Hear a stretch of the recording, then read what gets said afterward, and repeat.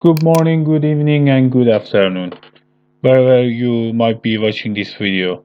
In this lecture, I'm going to make this drop-down menu, which is really handy, especially in engineering calculation. If I go yes, for example, our calculation, as you can watch, is going to change.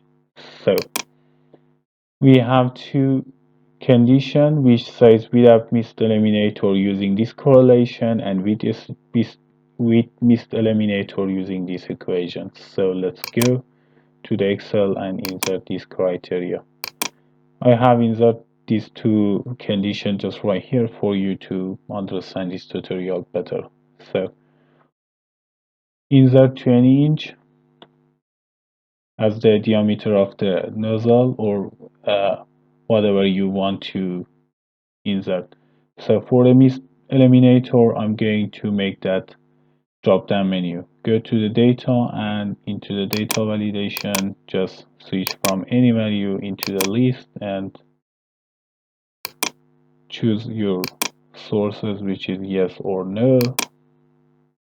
Press OK. So we have drop down menu just right here, which we have make it now. So I'm going to insert this formula into this cell. Press if, and if we have this cell which is equal to yes, using the first formula.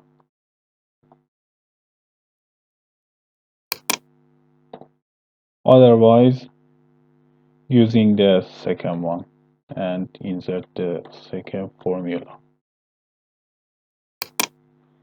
Close the bracket, press enter. So as you can watch, we have the missed eliminator yes and designation high is 34.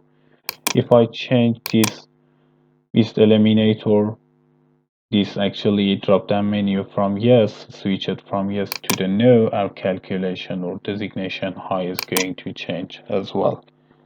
I wish you the best of luck in the next step of your career. Thank you guys. Have a good time. Bye bye.